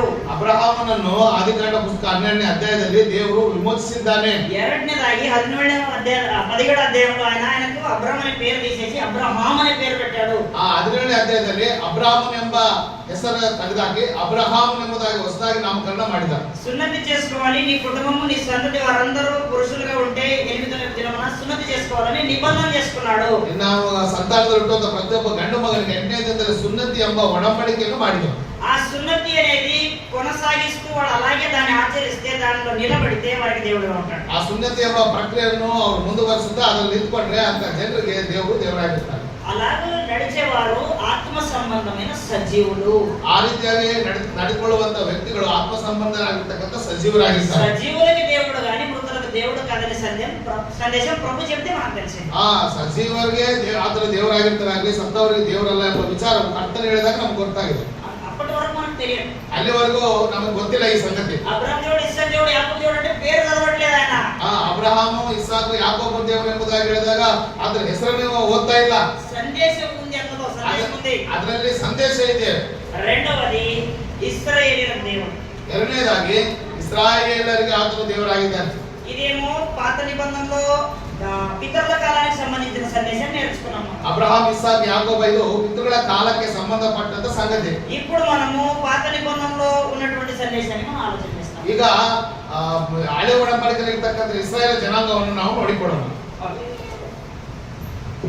ఇశ్రాయేలు గురించి గ్రంథంలో ఈ విధంగా రాయబడింది. ಇಸ್ರಾಯೇಲರನ್ನು ಕುರಿತು ದೈವ ಗ್ರಂಥದಲ್ಲಿ ಈ ರೀತಿಯಾಗಿ అదే వచనం, అదే పుస్తకం, అదే వచనాన్ని అక్కడే ఆడదాం. ಅದೇ 2ನೇ ಸಮುವೇಲ ಪುಸ್ತಕ 7ನೇ ಅಧ್ಯಾಯ 23ನೇ ವಚನ చదువుతున్నాను. ఈ 4 పాయింట్స్ కూడా ఇక్కడే ఉన్నాయి. ಈ 4 ವಿಚಾರಗಳು ಕೂಡ ಈ ವಚನದಲ್ಲಿ ಇರ್ತವೆ. నీకు జనులగటకై ನಿನ್ನ ಸ್ವಪ್ರಜೆಗಳಾಗಿರುವುದಕ್ಕಾಗಿ నీవు వారిని విమోచించినట్లు ನೀನು ಅವರನ್ನು ವಿಮೋಚಿಸುವುದಕ್ಕಾಗಿ అని చెప్పాడు. తర్వాత కిందికి వచ్చిన తర్వాత 24వ వచనంలో 24ನೇ ವಚನದಲ್ಲಿ నీవు వారికి దేవుడై ఉండి, ನೀನು ಅವರಿಗೆ ದೇವರಾಗಿದ್ದು, కిందికి వచ్చి మళ్ళీ అంటాడు ఇశ్రాయేలు పేరు గల జనులై ఉన్నట్లు అని మాట్లాడాడు. ಆ ಇಸ್ರಾಯೇಲರ ಎಂಬ ಜನಾಂಗವು ನಿನ್ನ ಮಕ್ಕಳಾಗಿರುವುದಕ್ಕಾಗಿ. తర్వాత 26లో అంటాడు సైనికులకు అధిపతిగా యెహోవా ఇశ్రాయేలుకు దేవుడై ఉన్నాడు అని. 26ನೇ ವಚನದಲ್ಲಿ ಸೇನಾಧೀಶ್ವರನಾದ ಯೆಹೋವನು ಇಸ್ರಾಯೇಲರಿಗೆ ದೇವರಾಗಿದ್ದಾನೆ. అంటే మనకి 4 విషయాలు గమనించాలి. ఇశ్రాయేలును ఐగుప్తు నుంచి విమోచించాడు దేవుడు. ಇಸ್ರಾಯೇಲರ ಎಂಬ ಪ್ರಜೆಗಳನ್ನು ಐಗುಪ್ತ ದೇಶದಿಂದ ದೇವರು ವಿಮೋಚನೆ ಮಾಡಿದ್ದಾನೆ. విమోచించి వారికి ధర్మశాస్త్రం అనేది ఇచ్చి వారికి నిబంధన చేసుకున్నాడు. ಅವರಿಗೆ ಅವರನ್ನು ವಿಮೋಚಿಸಿ ಧರ್ಮಶಾಸ್ತ್ರವನ್ನು ಕೊಟ್ಟು ಒಡಂಬಡಿಕೆಯನ್ನು ಮಾಡಿಕೊಂಡಿದ್ದಾನೆ. మీరు నాకు స్వకీయ సంపద అన్నాడు 21:5. 21:5ರಲ್ಲಿ ನೀವು ನನಗೆ ಸ್ವಕೀಯ ಸಂಪಾದ್ಯವಾದ ಜನರು ಎಂಬುದಾಗಿ ಹೇಳಿದ್ದಾನೆ. అక్కడ 20వ అధ్యాయము సినాయి పర్వతం మీద 19:5లో ವಿಮೋಚನೆ ಕಾಂಡ 19ನೇ ವಚನದಲ್ಲಿ ಈ ಮಾತು ಹೇಳಲ್ಪಟ್ಟಿದೆ. అక్కడ ఏమన్నాడంటే ಅಲ್ಲಿ ಏನ್ ಹೇಳ್ತಾ ಇದೆ ಅಂದ್ರೆ స్వకీయ సంపాద్యమగుదురు, ನನ್ನ ಸ್ವಕೀಯ ಸಂಪಾದ್ಯವಾಗುವಿ ಎಂಬುದಾಗಿ ಹೇಳ್ತಾ ಇದೆ. లోకంలో అనేకులు ఉన్నా కూడా కేవలం అబ్రహాం, ఇస్సాకు, యాకోబులకే దేవుడై ఉన్నాడు. ಲೋಕದಲ್ಲಿ ಅನೇಕ ಜನರಿದ್ರು, ಆತನು ಅಬ್ರಹಾಮ, ಇಸಾಕ, ಯಾಕೋಬರಿಗೆ ಮಾತ್ರ ದೇವರಾಗಿದ್ದಾನೆ. ఇక్కడ కూడా ఇశ్రాయేలుతో పాటు అనేక లోకంలో ఉన్నప్పటికీ వీరికి మాత్రమే స్వకీయ సంపాద్యం అంటున్నాడు. ಇಲ್ಲಿ ಕೂಡ ಇಸ್ರಾಯೇಲರ ಜೊತೆಗೆ ಇನ್ನು ಅನೇಕರು ಲೋಕದಲ್ಲಿದ್ರು, ಇವರು ಮಾತ್ರನೇ ಸ್ವಕೀಯ ಸಂಪಾದ್ಯವುಳ್ಳಂತ ಪ್ರಜೆಗಳೆಂಬುದಾಗಿ ಹೇಳ್ತಾರೆ. వీరికి ధర్మశాస్త్రం ఇచ్చాడు. ಇವರಿಗೆ ಧರ್ಮಶಾಸ್ತ್ರವನ್ನು ಕೊಟ್ಟಿದ್ದಾನೆ. వీరు దాన్ని అనుసరించి నడుచుకుంటే వీరికి దేవుడుగా ఉంటాడు. ಇವರು ಧರ್ಮಶಾಸ್ತ್ರ ಅನುಸರಿಸಿ ನಡೆದಾಗ ಮಾತ್ರ ಅವರಿಗೆ ದೇವರು ದೇವರಾಗಿರ್ತಾರೆ. ఎప్పుడైతే వారు ఆ ధర్మశాస్త్రాన్ని మీరుతారో, ಯಾವಾಗ ಅವರು ಧರ್ಮಶಾಸ್ತ್ರವನ್ನು ಮೀರಿ ನಡೀತಾರೋ, నేను వారికి దేవుడు అనేది రద్దు చేసుకొని శత్రువు అవుతాడు. ನಾನು ಅವರಿಗೆ ದೇವರೆಂಬ ಈ ಬಾಧ್ಯವನ್ನು ರದ್ದು ಮಾಡಿಕೊಂಡು ಅವರ ವಿಷಯದಲ್ಲಿ ಆತನು ಶತ್ರುವಾಗಿರ್ತಾನೆ. శత్రు అయ్యి వారికి చెరకు పంపిస్తాడు. ಅವರಿಗೆ ಅವರ ವಿಷಯದಲ್ಲಿ ದೇವರು ಶತ್ರುವಾಗಿ ಅವರನ್ನು ಸೆರೆಗೆ ಕಳಿಸ್ತಾನೆ. ఇప్పుడు కొత్త నిబంధనలో ఈ 4 సంగతులు మరలా మనం చూద్దాం. ನಾವು ಈಗ ಹೊಸ ಒಡಂಬಡಿಕೆಯಲ್ಲಿ ಈ 4 ಸಂಗತಿಗಳನ್ನು ಕುರಿತು ಆಲೋಚಿಸೋಣ. కొత్త నిబంధనలో మనం ఎక్కడి నుంచి విమోచించబడ్డాము? ಹೊಸ ಒಡಂಬಡಿಕೆ ಪ್ರಕಾರ ಹೊಸ ಒಡಂಬಡಿಕೆಯಲ್ಲಿ ನಾವು ಎಲ್ಲಿಂದ ವಿಮೋಚಿಸಲ್ಪಟ್ಟಿದ್ದೀವಿ? పాపము నుండి విమోచించబడ్డాము. ಪಾಪದಿಂದ ನಾವು ವಿಮೋಚಿಸಲ್ಪಟ್ಟಿದ್ದೇವೆ. రెండవది దేవుడు మనకి కొత్త పేరు పెడతానన్నాడు యెషయా గ్రంథం 62లో. ಎರಡನೇದಾಗಿ ದೇವರು ನಮಗೆ ಒಂದು ಹೊಸ ಹೆಸರು ಇಡ್ತೀನಿ ಎಂಬುದಾಗಿ ಯೆಶಾಯನ ಪ್ರವಾದನೆ ಪುಸ್ತಕ 62ನೇ ಅಧ್ಯಾಯದಲ್ಲಿ ಪ್ರವಾದಿಸಲ್ಪಟ್ಟಿದೆ. ఏంటి ఆ కొత్త పేరు? ಯಾವುದು ಆ ಹೊಸ ಹೆಸರು? కొత్త పేరు ఏంటంటే ಹೊಸ ಹೆಸರು ಏನಂತ ಹೇಳಿದ್ರೆ క్రైస్తవులు అనేది కొత్త పేరు. ಕ್ರೈಸ್ತರು ಎಂಬುದು ಹೊಸ ಹೆಸರು. 2ನೇ వచనం 2:2. 62:2 ಯೆಶಾಯನ ಪುಸ್ತಕ 62ನೇ ಅಧ್ಯಾಯ 2ನೇ ವಚನ. ఇక్కడ మనం 2 లైన్లు వదిలేసి చదువుదాం. ಇಲ್ಲಿ ನಾವು 2 ಲೈನ್ಗಳನ್ನು ಬಿಟ್ಟು ಓದಿಕೊಳ್ಳೋಣ. యెహోవా నియమింపబో కొత్త పేరు నీకు పెట్టబడును. ಯೆಹೋವನು ನೇಮಿಸುವಂತ ಹೊಸ ಹೆಸರು ನಿನಗೆ ಇಡಲ್ಪಡುತ್ತದೆ. అది 65:15 కూడా ఉంది. ಅದೇ ಮಾತು 65ನೇ ಅಧ್ಯಾಯ 15ನೇ ವಚನದಲ್ಲಿ ಸಹ ಬರೆಯಲ್ಪಟ್ಟಿದೆ. కొత్త పేరు అంటే మనము పుట్టిన పిల్లలకు పెట్టే పేరు లాంటి పేరు కాదు అది. ಹೊಸ ಹೆಸರು ಅಂತ ಹೇಳಿದ್ರೆ ಹೊಸದಾಗಿ ಹುಟ್ಟಿದಂತ ಹಸು ಮಕ್ಕಳಿಗೆ ಇಡುವಂತ ಹೆಸರು ಅದಲ್ಲ. క్రైస్తవులు అనే పేరు పెట్టాడు. ಆದ್ರೆ ಹೊಸ ಹೆಸರು ಅಂತ ಹೇಳಿದ್ರೆ ಕ್ರೈಸ್ತವರು ಎಂಬ ಹೆಸರು. అది అంత్యోక్యలో మొట్టమొదటిసారిగా అది ప్రారంభమైన పేరు. ಅಂತಿಯೋಕ್ಯ ಎಂಬ ಪ್ರಾಂತ್ಯದಲ್ಲಿ ಮೊಟ್ಟಮೊದಲಾಗಿ ಶಿಷ್ಯರನ್ನು ಕ್ರೈಸ್ತರು ಎಂಬುದಾಗಿ ಕರೆದರೆ ಎಂಬುದಾಗಿ ದೇವರು ವಾಗ್ದಾನ ಮಾಡಿದ್ದಾನೆ. అప్పుడు నెరవేరింది. అప్పుడు వరకు ఈ లేఖనం నెరవేరింది. ಅಲ್ಲಿವರೆಗೂ ಈ ಲೇಖನ భాగము నెరవేర్చబడిరుವುದಿಲ್ಲ. అలాగున దేవుడు అనేకులు సమూహాలుగా సంఘం రావడంతో అది నిరంతరం అలాగే ఉండిపోయింది క్రైస్తవులని. ಈ ರೀತಿಯಾಗಿ ಜನರು ಸಮೂಹ ತಂಡೋಪತಂಡಗಳಾಗಿ ದೇವರ ರಾಜ್ಯದೊಳಗೆ ಸಭೆಗಳಿಗೆ ಬರೋದ್ರ ಮುಖಾಂತರ ಆ ಒಂದು ಪ್ರಭಾವದಲ್ಲಿ ನೆರವೇರಿಸಲ್ಪಟ್ಟಿದೆ. వచ్చిన తర్వాత వారితో నిబంధన చేసుకున్నాడు, వారికే దేవుడు అంటున్నాడు. ಆ ರೀತಿಯ ಕರೆಯಲ್ಪಟ್ಟಂತ ಜನರಿಗೆ ಹೆಸರಿಡಲ್ಪಟ್ಟಂತ ಜನರೊಂದಿಗೆ ದೇವರು ಒಂದು ಒಡಂಬಡಿಕೆಯನ್ನು ಮಾಡಿಕೊಂಡಿದ್ದಾನೆ. ఇప్పుడు ఇందులో మనకు అర్థం కాని విషయం ఏముంది? ఒక్కడే దేవుడు అనే దానికి ಇದರಲ್ಲಿ ನಮಗೆ ಅರ್ಥ ಆಗ್ಲಾರ್ದಂತ ವಿಚಾರ ಏನಿದೆ? ದೇವರು ಒಬ್ಬನೇ ಅಂತ ಹೇಳೋದಕ್ಕೆ మనకు దేవుడు ఒక్కడే అని చెప్తున్నప్పుడు యేసు దేవుడు కాదని మనం మాట్లాడలేదు కదండి. ದೇವರು ಒಬ್ಬನೇ ಅಂತ ಹೇಳಿದಾಗ ಯೇಸು ಕ್ರಿಸ್ತನು ದೇವರು ಅಲ್ಲ ಅಂತ ನಾವು ಹೇಳ್ತಾ ಇಲ್ಲ. యేసుక్రీస్తు దేవుడని గ్రంథం చెప్పింది. ಯೇಸು ಕ್ರಿಸ್ತನು ದೇವರು ಎಂಬುದಾಗಿ ದೈವ ಗ್ರಂಥ ಹೇಳ್ತಾ ಇದೆ. కానీ మనకు దేవుడని గ్రంథం చెప్పలేదు. ನಮಗೆ ದೇವರು ಎಂಬುದಾಗಿ ಹೇಳಲ್ಪಟ್ಟಿರುವುದಿಲ್ಲ. అప్పుడు కొంతమంది ఏమంటారంటే మనకు కాకపోతే ఎవరికి దేవుడు? అన్యులకు దేవుడా, డినామినేషన్ దేవుడా, ఇంకొకరికి దేవుడా అని వ్యంగ్యంగా మాట్లాడతారు. ಕೆಲವು ಜನರು ವ್ಯಂಗ್ಯವಾಗಿ ನಮಗೆಲ್ಲ ಅಂತ ಹೇಳಿದ್ರೆ ಅನ್ಯರಿಗ ಅಥವಾ ಮತಶಾಸ್ತ್ರಗಳ ಜನರಿಗೆ ಎಂಬುದಾಗಿ ವ್ಯಂಗ್ಯವಾಗಿ ಮಾತಾಡ್ತಾರೆ. అలా మాట్లాడినప్పుడు అది మనకు ఒక రాయితో కొట్టిన దెబ్బలాగా అవుతుందని వారు అనుకుంటారు. కానీ అది మనకు రాయిలాగా కాదు, ఒక పువ్వులాగా అనిపిస్తుంది. వారు మనకు అవివేకలాగా కనబడుతున్నారు. ಅಂದ್ರೆ ಆ ಜನರು ಏನಂತಂದ್ರೆ ಒಂದು ಕಠಿಣವಾದ ಕಲ್ಲು ತಗೊಂಡು ಹೊಡೆದಾಗ ನಮ್ಗೆ ಅನಿಸ್ತದೆ. ಆದ್ರೆ ಅದು ಕಠಿಣವಾದ ಕಲ್ಲಲ್ಲ, ಒಂದು ಹೂವಿನ ತರ ನಮಗೆ ಅವರು ಮೂರ್ಖರಾಗಿ ಕಾಣಿಸ್ತದೆ, ನಮ್ಮ ದೃಷ್ಟಿಯಲ್ಲಿ ಕಾಣಿಸ್ತಾರೆ. ఎందుకంటే గ్రంథము స్పష్టంగా మనకు తెలియజేస్తుంది, నిబంధన చేసుకుంటూ వస్తున్న దేవుడు మూడు యుగాల్లో ఒకరే. ನಿಬಂಧನೆಯನ್ನು ಒಡಂಬಡಿಕೆಯನ್ನು ಮಾಡಿಕೊಂಡು ಬರ್ತಾ ಇರತಕ್ಕಂಥ ದೇವರು ಬೈಬಲ್ ಇರತಕ್ಕಂಥ 3 ಕಾಲಗಳಲ್ಲಿ ಒಬ್ಬನೇ ದೇವರು. మరొకరు మనతో నిబంధన చేసుకోలేదు. ಮತ್ತೊಬ್ಬರು ನಮ್ಮ ಜೊತೆಗೆ ಅಥವಾ ಜನರೊಂದಿಗೆ ಆ ಒಡಂಬಡಿಕೆಯನ್ನು ಮಾಡಿಕೊಂಡಿಲ್ಲ. తండ్రి అయిన దేవుడు మొట్టమొదటిగా మనం ఏం చేసామంటే పరలోకపు దేవుడు, ತಂದೆಯಾದಂತ ದೇವರು, ಪರಲೋಕದ ದೇವರು. రెండవది ఏం చేసామంటే ఆయన దేవాది దేవుడు. ಎರಡನೇ ವಿಚಾರ ನಾವು ಏನ್ ನೋಡೋದು ಅಂದ್ರೆ ದೇವಾದಿ ದೇವರು.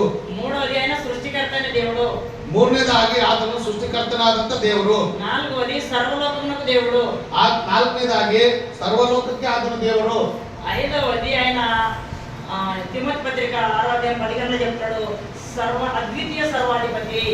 ಮೊದಲನೇ ತಿಮೋತಿ 6ನೇ ಅಧ್ಯಾಯ 15ನೇ ವರ್ಷದಲ್ಲಿ ಹೇಳ್ತಾನೆ ಆತನು ಅದ್ವಿತೀಯ ಸರ್ವಾಧಿಪತಿ ಎಂಬುದಾಗಿ ಹೇಳ್ತಾನೆ. ఈ అద్వితీయ సర్వాధిపతి అంటే అర్థం ఏంటంటే, ಈ ಅದ್ವಿತೀಯ ಸರ್ವಾಧಿಪತಿ ಎಂಬುದಾಗಿ ಅರ್ಥ ಏನಂತ ಹೇಳಿದ್ರೆ స్వతహాగా అధికారం కలిగిన వాడు, ಸ್ವಂತ ಅಧಿಕಾರವುಳ್ಳವನು.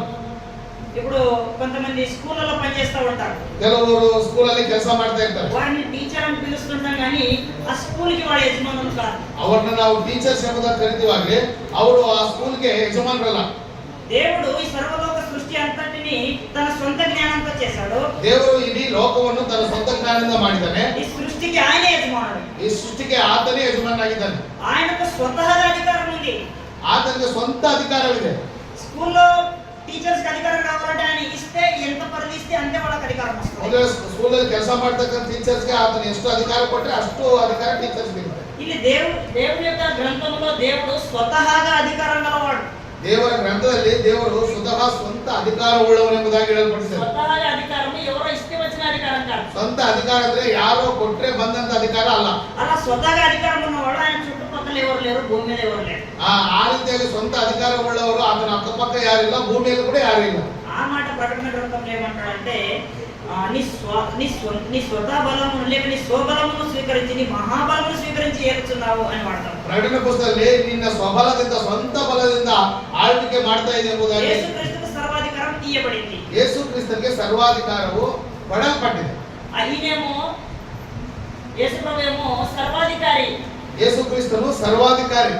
ఈయనేమో దేవుడు స్వతహాగా సర్వాధికారి. ಯೇಸು ತಂದೆಯಾದ ದೇವರು ಸ್ವತಃ ಸರ್ವಾಧಿಕಾರಿಯಾಗಿದ್ದಾರೆ. ఈ వ్యత్యాసంలో మనం గమనిస్తే ఈ పదము తండ్రిత్వత ఎవరికి వర్తించదు, అద్వితీయ సర్వాధిపతి. ಈ ಅದ್ವಿತೀಯ ಸರ್ವಾಧಿಪತಿ ಎಂಬ ಈ ಶಬ್ದವು ತಂದೆಯಾದ ದೇವರಿಗೆ ಮಾತ್ರವೇ ಉಪಯೋಗಿಸಲ್ಪಟ್ಟಿದೆ. ఇద్దరికి సమానంగా ఉంటే అద్వితీయ అనే పదము క్యాన్సిల్ అయిపోతుంది ಆ అన్నమాట. ಇಬ್ಬರಿಗೂ ಒಂದ್ ವೇಳೆ ಅದು ಸಮಾನವಾಗಿದ್ರೆ ಅದ್ವಿತೀಯ ಅಥವಾ ಒಬ್ಬನೇ ಎನ್ನುವಂತ ಈ ಶಬ್ದ ಕ್ಯಾನ್ಸಲ್ ಆಗೋಗುತ್ತೆ.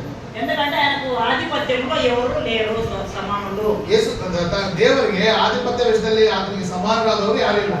ఇప్పుడు మనం ఈ 4 పాయింట్స్ ఏవైతే పిల్లర్లాగా అనుకున్నామో అందరూ ముగ్గురు వేరు వేరు అనేది మనకి ఏ సమస్య లేదు, క్లియర్ గా ఉంది. ಅಂದ್ರೆ ನಾವೇನು 4 ವಿಷಯಗಳನ್ನು ಪಿಲ್ಲರ್ ಆಗಿ ಅನ್ಕೊಂಡ್ವೋ ಆ ವಿಷಯಗಳಲ್ಲಿ 3 ಬೇರೆ ಬೇರೆ ಅನ್ನೋದು ನಮ್ಗೆ ಸಮಸ್ಯೆ ಇಲ್ಲ. రెండవది ఎవరు గొప్పవారు అనే దగ్గర సమస్య.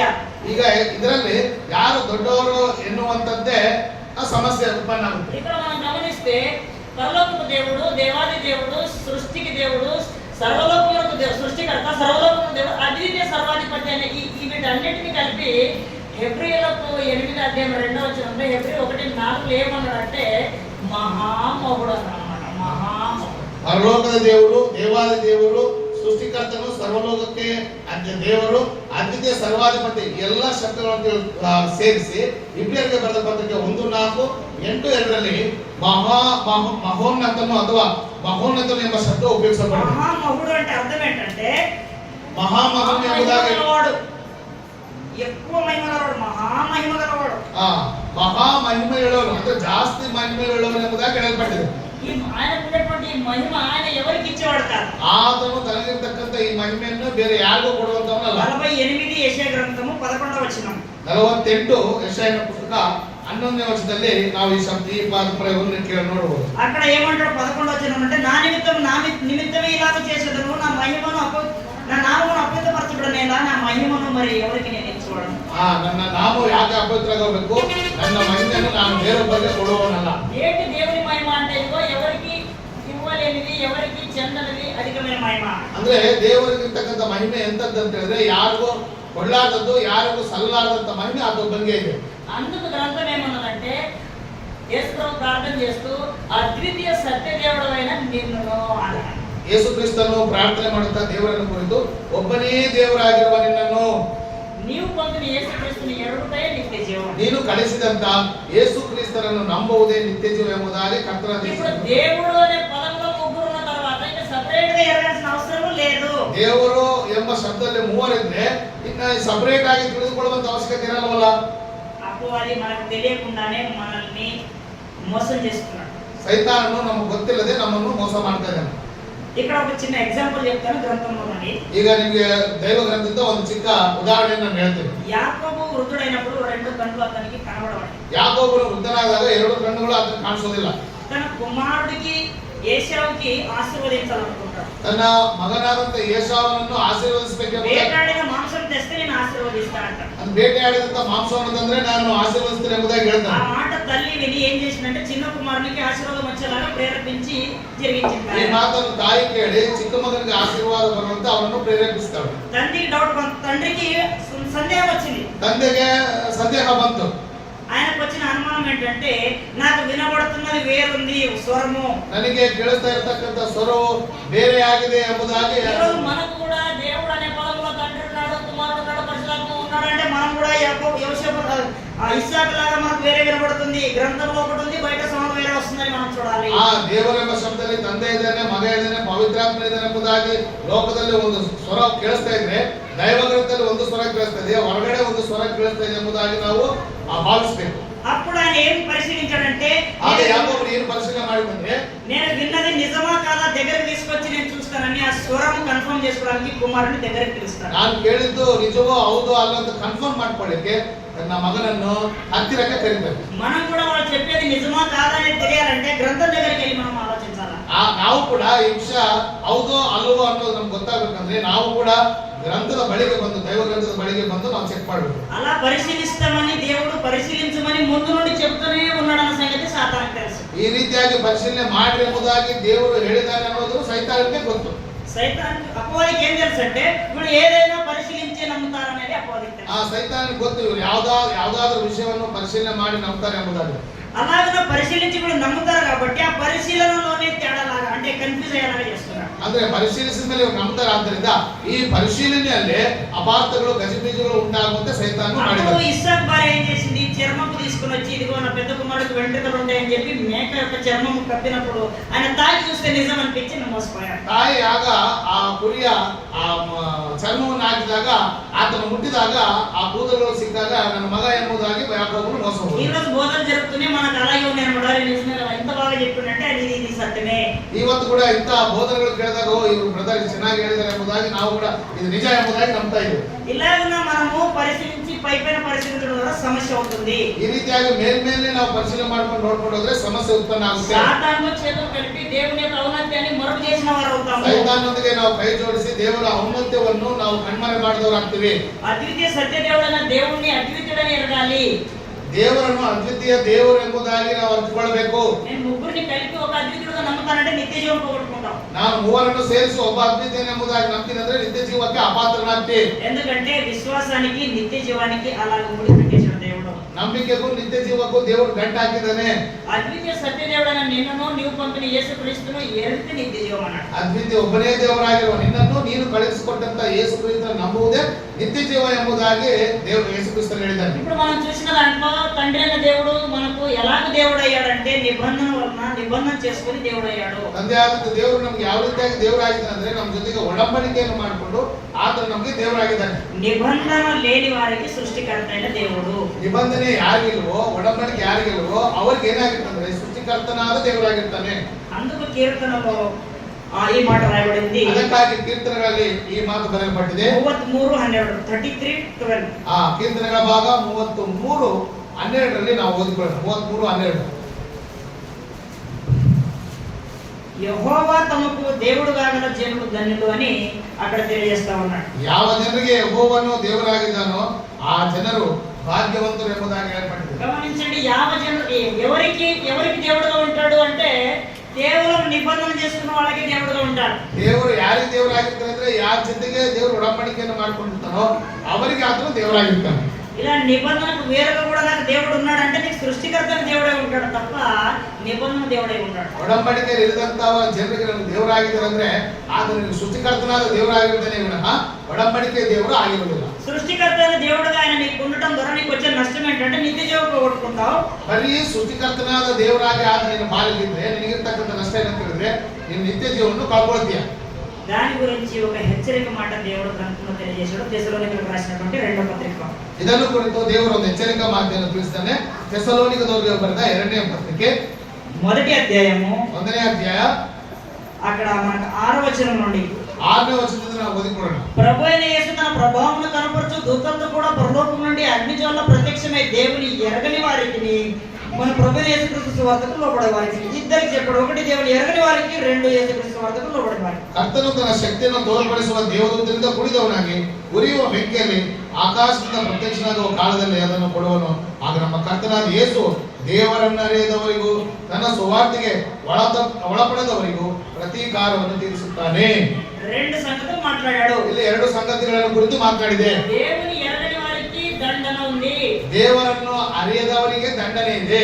2 సువార్తకు లోబడకపోతే దండన ఉంది. ಸುವಾರ್ತೆಗೆ ಒಳಪಡದಂತವರಿಗೆ ದಂಡನೆ ಇದೆ. నాకు దేవుడు చిన్నప్పటి నుంచి తెలుసు, ನನಗೆ ದೇವರು ಚಿಕ್ಕಂದಿನಿಂದಲೂ ಗೊತ್ತು అని మనం అనుకొని ఎలా నీకు దేవుడు తెలుసు? సృష్టికర్తగా తెలుసా లేక నిబంధన సంబంధంగా నీకు దేవుడు తెలుసా? ಚಿಕ್ಕಂದಿನಿಂದಲೂ ಗೊತ್ತಂತ ಹೇಳಿದ್ರೆ ದೇವರು ಸೃಷ್ಟಿಕರ್ತನಾಗಿ ನಿನಗೆ ಗೊತ್ತಾ, ಒಡಂಬಡಿಕೆ ಮೂಲಕ ದೇವರು ನಿನಗೆ ಅನ್ನೋದು ಗೊತ್ತಾ? ఇలాగ దేవుడి ఎప్పుడైతే నిబంధన ప్రకారం తెలుసుకుంటావో వారికి దండన ఉండదు. ಯಾರು ಒಡಂಬಡಿಕೆ ಪ್ರಕಾರ ದೇವರನ್ನು ತಿಳ್ಕೊಳ್ತಾನೋ ಅವ್ರಿಗೆ ದಂಡನೆ ಅನ್ನೋದು ಇರಲ್ಲ. కాబట్టి రెండో రాకడ యేసుప్రభు వచ్చినప్పుడు సువార్తకు ఎవరు లోబడలేదో వాళ్ళ లిస్ట్ అంతా తీసి వారిని ఒక వరుసలో పెట్టి సువార్తకు లోబడిన వారిని, దేవుని ఎరిగిన వారిని మరొక వరుస 2 వరుసలు ఉంటాయి తీర్పులో. ಈಗ ಕರ್ತನಾದ ಯೇಸು ಕ್ರಿಸ್ತನು ತನ್ನ ಆಗಮನದಲ್ಲಿ ಸುವಾರ್ತೆಗೆ ಒಳಪಡದವರನ್ನು ಒಳಪಟ್ಟವರನ್ನು 2 ಬೇರೆ ಬೇರೆ ಭಾಗ ಮಾಡ್ತಾನೆ. ఈ విధంగా మనకు గ్రంథము తండ్రి అయిన దేవుడు ఒక్కడే అనే విషయంలో ఇక్కడ మనకు సమస్య పోయింది అనుకుంటున్నా. తండ్రి గొప్పవాడు అనేది. ಆದ್ದರಿಂದ ಈ ದೇವರಲ್ಲಿ ದೊಡ್ಡವನು ಯಾರು ಅನ್ನುವಂಥ ಸಮಸ್ಯೆ ನಮಗೆ ಇಲ್ಲಿ ಸಮಸ್ಯೆ ತೀರಿದೆ. ಕಾರಣ ಏನಂತ ಹೇಳಿದ್ರೆ ತಂದೆಯಾದ ದೇವರು ದೊಡ್ಡವನು ಎಂಬುದಾಗಿ ದೇವರು ಅಂತ ಹೇಳಿದೆ. అయితే ఇక్కడ మనల్ని ఇరికించడానికి ఒక వచనాన్ని చూపించి అపవాది కన్ఫ్యూజ్ చేస్తున్నాడు. అదేంటో ఈరోజు మనం చూద్దాం. ಇಲ್ಲಿ ನಮ್ಮನ್ನು ಕನ್ಫ್ಯೂಷನ್ ಗೊಂದಲಕ್ಕೆ ಈಡು ಮಾಡಿ ಸೈತಾನ ಮೋಸ ಮಾಡುವಂತ ಒಂದು ವಚನವನ್ನು ನಾವು ನೋಡಿಕೊಳ್ಳೋಣ. ఫిలిప్పీయులకు 2వ అధ్యాయం 6వ వచనం. ಫಿಲಿಪ್ಪದವರು ಬರೆದ ಪತ್ರಿಕೆ 2ನೇ ಅಧ್ಯಾಯ 6ನೇ ವಚನ. దాన్ని చదువుకుందాం. అక్కడ ఈ విధంగా ఉంది. ಫಿಲಿಪ್ಪದವರು ಬರೆದ ಪತ್ರಿಕೆ 2ನೇ ಅಧ್ಯಾಯ 6ನೇ ವಚನದಲ್ಲಿ ಗೊಂದಲವನ್ನು ಉಂಟು ಮಾಡತಕ್ಕಂಥ ಒಂದು ವಚನ ಭಾಗ ಇದೆ. ఆయన దేవుని స్వరూపం కలిగిన వాడై ఉండి ಆತನು ದೇವ ಸ್ವರೂಪನಾಗಿದ್ದರು దేవునితో సమానముగా ఉండుట విడిచిపెట్టకూడని భాగ్యమని ఎంచుకోలేదు. ದೇವರಿಗೆ ಸರಿ ಸಮಾನನಾಗಿರುವುದೆಂಬ ಅಮೂಲ್ಯ ಪದವಿಯನ್ನು ಬಿಡಲನ್ನು ಎಂದೆಣಿಸದೆ. ఇక్కడ దేవునితో సమానుడని ఉంది. ಇಲ್ಲಿ ದೇವರೊಂದಿಗೆ ಸಮಾನನು ಎಂಬುದಾಗಿ ಬರೆಯಲ್ಪಟ್ಟಿದೆ. దేవునితో సమానుడు అన్నప్పుడు ఈ మనం చూసుకునే ఈ 5 విషయాల్లో కూడా సమానుడేనా? ದೇವರಿಗೆ ಸರಿ ಸಮಾನನು ಎಂಬುದಾಗಿ ಹೇಳಲ್ಪಟ್ಟಂತೆ ಈ ವಚನವು ಇಲ್ಲಿ ನೋಡಿದಂತ ಈ 5 ವಿಚಾರಗಳಿಗೆ 5 ಸಂಗತಿಗಳಿಗೆ ಸಮಾನನಾ? అక్కడ వచనమే దానికి జవాబు చెప్పాలి. ఇందాక మనము యాకోబు దగ్గర ఇస్సాకు దగ్గర ఒక ఉదాహరణ చూసుకున్నాం. ಈಗ ನಾವು ಇಸಾಕನ ಮೇಲೆ ಒಂದು ಉದಾಹರಣೆ ನೋಡಿಕೊಂಡೆವು. గుడ్డివాడు అయినప్పటికీ ఆ విన్నటువంటి స్వరాన్ని పసిగట్టాడు. ಆತನು ಗುರುಡನಾಗಿದ್ರು ಕೂಡ ಕೇಳಿದಂತ ಸ್ವರವನ್ನು ಐಡೆಂಟಿಫೈ ಮಾಡ್ದ. ఇక్కడ ఉన్న మీరందరూ కన్ను మూసుకొని ఒక్కసారి నేను చదువుతున్నదాన్ని గమనించండి. ఆ సందేశ మందిరం నుంచి వస్తే మీరు గ్రహించండి. ನೀವು ಒಂದು ಬಾರಿ ಇರ್ತಕ್ಕಂಥ ಎಲ್ಲರೂ ಕಣ್ಣು ಮುಚ್ಚಿಕೊಂಡು ಈ ಲೇಖನ ಭಾಗವನ್ನು ಸರಿಯಾಗಿ ಓದಿ ಗ್ರಹಿಸೋದಕ್ಕೆ ಪ್ರಯತ್ನ ಮಾಡಿದ್ರೆ ಅಲ್ಲೇ ನಮ್ಗೆ ಅರ್ಥ ಇದೆ. ఆ శబ్దం ఏ విధంగా బయటికి వస్తుందంటే ಆ ಶಬ್ದ ಯಾವ ರೀತಿ ಹೊರಗೆ ಬರ್ತಾ ಇದೆ ಅಂದ್ರೆ దేవుని స్వరూపం కలిగిన వాడై ఉండి ದೇವರ ಸ್ವರೂಪ ಉಳ್ಳವನಾಗಿದ್ದು. అది ఏ విషయంలో సమానుడంట? ಯಾವ ವಿಚಾರದಲ್ಲಿ ಯೇಸು ಕ್ರಿಸ್ತನು ದೇವರೊಂದಿಗೆ ಸಮಾನ ಅಂತ ಹೇಳಿದ್ರೆ స్వరూపంలో సమానుడు. ಸ್ವರೂಪದಲ್ಲಿ ದೇವರೊಂದಿಗೆ ಸಮಾನನು. ఔన్నత్యంలో కాదు, ಔನ್ನತ್ಯದಲ್ಲಿ ಅಲ್ಲ, అధికారంలో కాదు, ಅಧಿಕಾರದಲ್ಲಿ ಅಲ್ಲ, కార్యనిర్వహణలో కాదు, ಕಾರ್ಯನಿರ್ವಹಣೆಯಲ್ಲಿ ಅಲ್ಲ. ఈ మూడు విషయాల్లో సమానుడు కాదు. ಈ ಮೂರು ವಿಚಾರಗಳಲ್ಲಿ ಸಮಾನನು ಅಲ್ಲ. ఏ విషయంలో సమానుడు?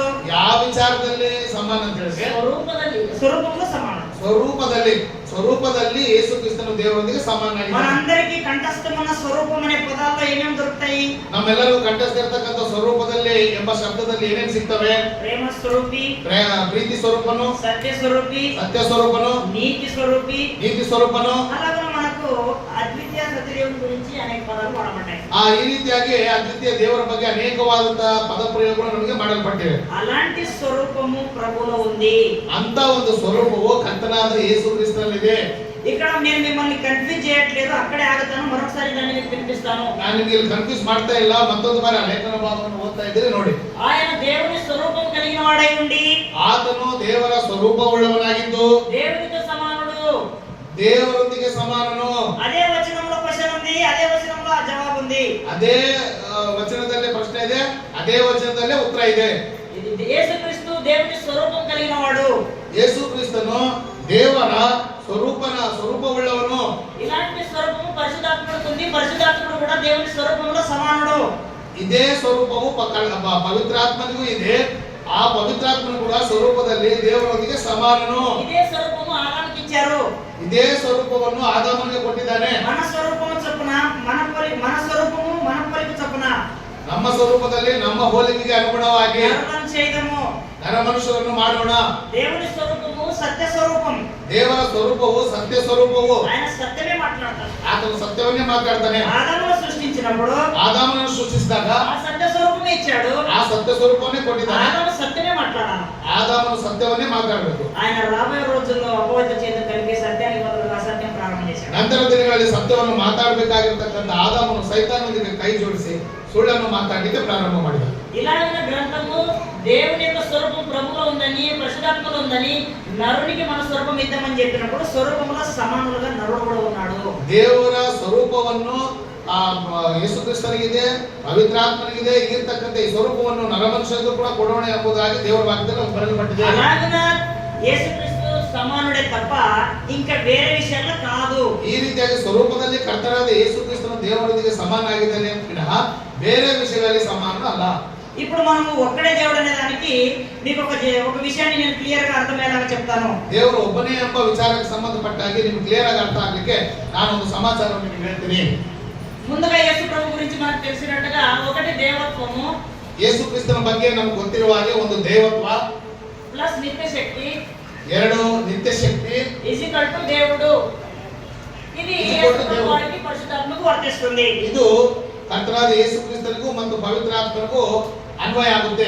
అదే తండ్రి దేవుని దగ్గరికి వచ్చినప్పుడు, ಅದೇ ತಂದೆಯಾದ ದೇವರ ಬಳಿಗೆ ಬಂದಾಗ దేవత్వము, ದೇವತ್ವವು, నిత్య శక్తి, ನಿತ್ಯ ಶಕ್ತಿ, పరలోకపు దేవుడు, ಪರಲೋಕದ ದೇವರು, దేవాది దేవుడు, ದೇವಾದಿ ದೇವರು, సృష్టికర్త అయిన దేవుడు, ಸೃಷ್ಟಿಕರ್ತನಾದ ದೇವರು, సర్వలోకమునకు దేవుడు, ಸರ್ವಲೋಕಕ್ಕೆ ದೇವರು, అద్వితీయ దేవుడు, ಒಬ್ಬನೇ ಸರ್ವಾಧಿಪತಿ, అధికారంలో గొప్పవాడు, ಅಧಿಕಾರದಲ್ಲಿ ದೊಡ್ಡವನು, ఔన్నత్యంలో గొప్పవాడు, ಔನ್ನತ್ಯದಲ್ಲಿ ದೊಡ್ಡವನು, కార్యనిర్వహణలో గొప్పవాడు, ಕಾರ್ಯನಿರ್ವಹಣೆಯಲ್ಲಿ ದೊಡ್ಡವನು, ఈక్వల్ టు ఒక్కడే దేవుడు.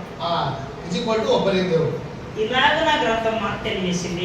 ಈ ವಿಧವಾಗಿ ದೈವ ಗ್ರಂಥ ನಮಗೆ ತಿಳಿಸಿದೆ. ఒక్కడే దేవుడు అనే పదానికి న్యాయం చేయడం కోసం కోసము వారిద్దరిని తీసుకొచ్చి దేవుడు అనే పదవులు పెట్టేశారు. ಒಬ್ಬನೇ ಎಂಬ ದೇವರು ಎಂಬುದಕ್ಕೆ ನ್ಯಾಯ ಮಾಡ್ಲಿಕ್ಕಾಗಿ ಅವರಿಬ್ಬರು ತೆಗೆದುಕೊಂಡು ಆ ಪದದಲ್ಲಿ ಇಟ್ಟಿದ್ದಾರೆ.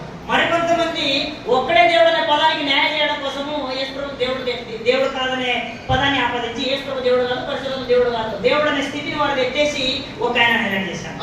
ಒಬ್ಬನೇ ದೇವರು ಎಂಬುದಕ್ಕಾಗಿ ನ್ಯಾಯ ಮಾಡ್ಲಿಕ್ಕಾಗಿ ಕೆಲವರು ಏನ್ ಮಾಡಿದ್ರೆ ಯೇಸು ಕ್ರಿಸ್ತನ ದೇವರಲ್ಲ, ಪವಿತ್ರಾತ್ಮನ ದೇವರಲ್ಲ ಅಂತ ಇಬ್ಬರನ್ನ ಆರಿಸ್ಬಿಟ್ಟು ಅದಕ್ಕೆ ನ್ಯಾಯ ಮಾಡ್ಬೇಕೆಂಬುದಾಗಿ ಕೆಲವರು ಹೇಳ್ತಾರೆ. ఇక్కడ రెండు రకాల మన క్రీస్తు సంఘంలోనే కనబడుతున్నారు. ಈ ರೀತಿಯಾದ ಎರಡು ಸ್ವಭಾವಗಳಂತ ಜನರು ಕ್ರಿಸ್ತನ ಸಭೆಯಲ್ಲಿ ನಾವು ನೋಡ್ತೇವೆ. ఎప్పుడైతే యేసు క్రీస్తు గొప్పవాడు కాదు, తండ్రి మాత్రమే గొప్పవాడు అంటామో ఈయన తప్పు చేసిన వారు మొత్తము అనుకుంటున్నారు. ಯೇಸು ಕ್ರಿಸ್ತರು ತಂದೆಯ ದೇವರು ಎಲ್ಲರಿಗಿಂತ ದೊಡ್ಡವನು ಎಂಬುದಾಗಿ ಹೇಳಿದಾಗ ಯೇಸು ಕ್ರಿಸ್ತನ ಕಡಿಮೆ ಮಾಡಿದ್ವಿ ಎಂಬುದಾಗಿ ಭಾವಿಸುವಂತ ಜನರು ಇದ್ದಾರೆ. అప్పుడు ఎలాగైనా సరే యేసు ప్రభువును బాధపడనీయకుండా నేను ఓదార్చాలనుకున్నారో ఏమో, మరి వారు వచ్చి ప్రభువు నువ్వు ముగ్గురు ఒక దాంట్లోనే ఉన్నారని చెప్పడం మొదలుపెట్టారు. ಯಾವ ರೀತಿಯಾಗಿ ಯೇಸು ಕ್ರಿಸ್ತರನ್ನ ಅವರ ಆದರಣೆ ಸಂದೇಶಬೇಕೆಂಬ ದೃಷ್ಟಿಯಿಂದ ಬಂದು ನಿನ್ನನ್ನು ಕೂಡ ತೆಗೆದುಕೊಂಡು ಹೋಗಿ ದೇವರೊಬ್ಬನೇ ಎಂಬುದರಲ್ಲಿ ಸೇರಿಸಿದ್ದಾರೆ. అలాగే యేసు ప్రభువుకు బాధపడకుండా, పరిశుద్ధాత్మనికి బాధపెట్టకుండా, తండ్రికి బాధపెట్టకుండా ఒక త్రిభుజం లాగా వేసేసి దాంట్లో దేవుడిని పెట్టి, త్రిభుజం అంటే ఒకటే, దేవుడు అంటే ఒకటే, కోడి గుడ్డుకు 3 రంగులు ఒకటే, అలా ప్రారంభించారు. ಯಾರು ಬಾಧೆ ಅನುಭವಿಸ್ ಬೇಡ ಅಂತ ಹೇಳಿ ತ್ರಿಭುಜಾಕಾರ ಹಾಕ್ಬಿಟ್ಟು ಅದರಲ್ಲಿ ಮೂವರನ್ನಿಟ್ಟು ಯಾರು ಬಾಧೆ ಪಡುವ ಅವಶ್ಯಕತೆ ಇಲ್ಲ ಅಂತ ಹೇಳಿ ಮೂವರನ್ನು ಸೇರಿಸಿ ಒಬ್ಬ ದೇವರು ಎಂಬುದಾಗಿ 3 ರಂಗುಗಳ ಬಣ್ಣಗಳನ್ನು ಕೊಟ್ಟು ಈ ರೀತಿಯಾಗಿ ಮಾತಾಡ್ತಾರೆ. అప్పుడు వాళ్ళు ఏం చెప్తున్నారంటే యేసు ప్రభు తండ్రి కుమార పరిశుద్ధ ఒక్కటే నేను చెప్పట్లేదు, వేరు వేరు అని చెప్తున్నా అనే ఒక అస్త్రాన్ని ఉపయోగిస్తారు. ಮತ್ತೆ ತಂದೆ ಮಗ ಪವಿತ್ರ ಒಬ್ಬರೆಲ್ಲ ಬೇರೆ ಬೇರೆ ಎಂಬ ಒಂದು ಹೊಸ ಅಸ್ತ್ರವನ್ನು ಉಪಯೋಗಿಸ್ತಾರೆ. అప్పుడు మనం ఏమనుకుంటారు, మా విశ్వాసం వీరి విశ్వాసం సమానంగా ఉంది అనుకుంటాం. ಅವಾಗ ಏನಂತಂದ್ರೆ ನಮ್ಮ ನಂಬಿಕೆ ಇವ್ರ ನಂಬಿಕೆ ಜೊತೆಗೆ ಸರಿಯಾಗಿದೆ ಎಂಬುದಾಗಿ ಅನ್ಕೊಂತೀವಿ.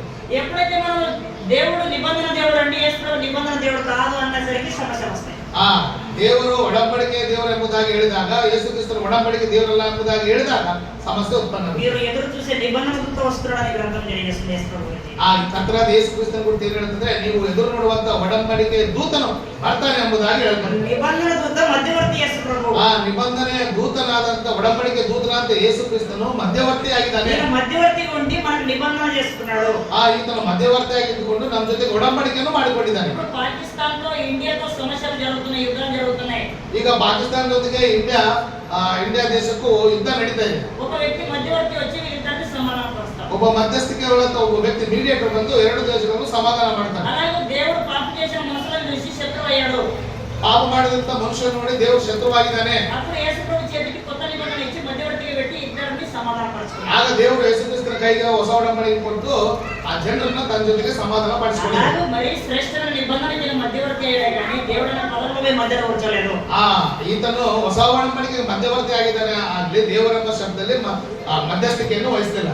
ఈ విషయాన్ని మనం గమనించాలి. ಈ ವಿಷಯವನ್ನು ನಾವು ಗಮನಿಸಬೇಕು. ఇప్పుడు మనకు దేవుడు దేవతందల వారు ముగ్గురు వేరు వేరు అనేది మనకు అర్థమైంది. ದೈವತ್ವ ಉಳ್ಳಂತ ಮೂವರು ವ್ಯಕ್ತಿಗಳು ಬೇರೆ ಬೇರೆ ಅನ್ನೋದು ನಮ್ಗೆ ಅರ್ಥ ಆಗಿದೆ. రెండవదిగా దేవత్వం గలవటువంటి ముగ్గురులో ఒక వ్యక్తి గొప్పవాడు, ఏ విషయంలో గొప్పవాడు అనేది కూడా మనం తెలుసుకోగలిగాం. ಈ ಮೂವರಲ್ಲಿ ದೊಡ್ಡವರು ಯಾರು, ಅವ್ರು ಯಾವ ವಿಷಯದಲ್ಲಿ ದೊಡ್ಡವರು ಅನ್ನೋದು ಕೂಡ ನಮ್ಗೆ ಅರ್ಥ ಇದೆ. మనకు దేవుడుగా ఉన్నది ఎవరో కూడా మనం ఆలోచన చేశాం. ನಮಗೆ ದೇವರಾಗಿರ್ತಕ್ಕಂಥ ಅನ್ನೋದು ಕೂಡ ಯಾರು ಅನ್ನೋದನ್ನ ನಾವು ಆಲೋಚನೆ ಮಾಡಿದ್ವಿ. నిబంధన దేవుడే మన దేవుడు అని మనం అర్థం చేసుకోవాలి. ಒಡಂಬಡಿಕೆ ದೇವರೇ ನಮ್ಮ ದೇವರು. మిగిలింది మనం ఎవరిని ఆరాధించాలి. ಮಿಕ್ಕದ್ದು ಏನಂತ ಹೇಳಿದ್ರೆ ನಾವು ಯಾರನ್ನು ಆರಾಧಿಸಬೇಕು. దేవుని చిత్తమైతే సోదర చెప్పిన క్లాస్ తర్వాత ನಾವು ಯಾರನ್ನು ಆರಾಧಿಸಬೇಕು ಅನ್ನುವಂತ ವಿಚಾರವನ್ನು ದೇವರ ಚಿತ್ತವಾದ್ರೆ ಸಹೋದರರು ಹೇಳಿದ ನಂತರ ಕ್ಲಾಸ್ ಆದ ನಂತರ ಅದನ್ನ ನಾನು ನಿಮಗೆ ವಿವರಿಸ್ತೇನೆ. ಎಲ್ಲರಿಗೂ ನಮಸ್ಕಾರ.